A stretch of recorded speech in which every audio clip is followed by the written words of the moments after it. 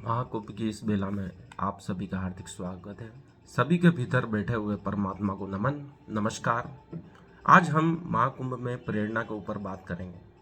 प्रत्येक मनुष्य किसी न किसी व्यक्ति से प्रेरित होता है, किसी वस्तु से प्रेरित होता है। महाकुंभ के ऋषि मुनि, संत, साधु, दिव्य आत्माएं परमात्मा से प्रेरित है या स्व प्रेरित है, लेकिन उनका प्रेरणा स्रोत उन्होंने कैसे प्राप्त किया, इस पर हम आज चर्चा करेंगे।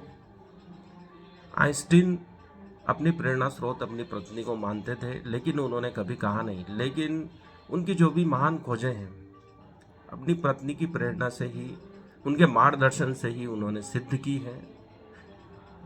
उन्होंने रिलेटिविटी की थ्योरी, सापेक्षता का सिद्धांत अपनी पत्नी के सहयोग से प्राप्त किया। हर व्यक्ति की कोई न कोई प्रेरणा होती है। महान चित्रकार पाब्लो पिकासो को अपनी प्रेरणा हर कहीं से मिल जाती थी। वे होटल की टेबल पर बैठे हुए आसपास की वस्तुओं का अवलोकन करते थे और अपनी पेंटिंग की प्रेरणा उन्हें मिल जाती थी। जब तक उन्हें कोई प्रेरणा नहीं मिलती थी, अपनी नई पेंटिंग शुरू नहीं करते थे।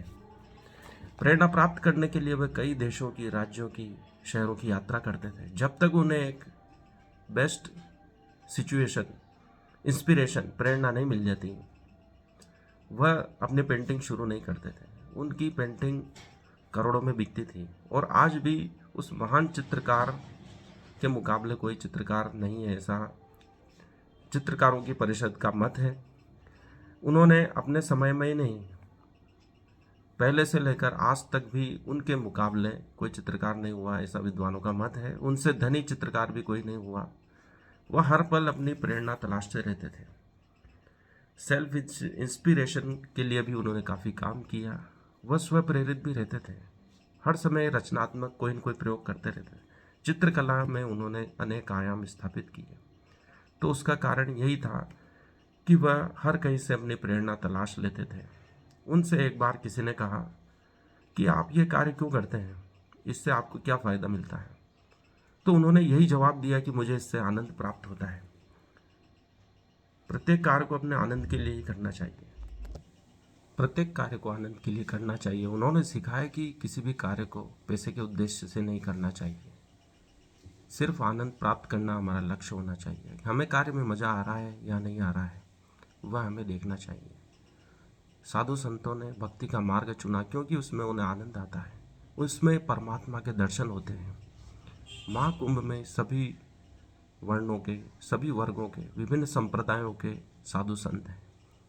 भक्ति का अलग अलग मार्ग उन्होंने चुना है, साधना का अलग अलग मार्ग चुना है, लेकिन लक्ष्य सभी का परमात्मा को प्राप्त करना है। वैसा ही प्रत्येक मनुष्य का लक्ष्य आनंद प्राप्त करना। उसे जिस कार्य में आनंद आता है उसे वह कार्य करना चाहिए। पाब्लो पिकासो आनंद की तलाश में ही चित्रकला, क्राफ्ट आदि कला की विधाओं का उपयोग करते थे। वे मूर्ति बनाते थे, कोलाज बनाते थे, पेंटिंग बनाते थे। उद्देश्य सिर्फ आनंद प्राप्त करना था। वह अपने आनंद के कारण ही दूसरों को भी आनंदित कर पाते थे। उनकी इसी कला के कारण कई चित्रकार प्रेरित हुए। मानव जाति को एक नई दिशा मिली।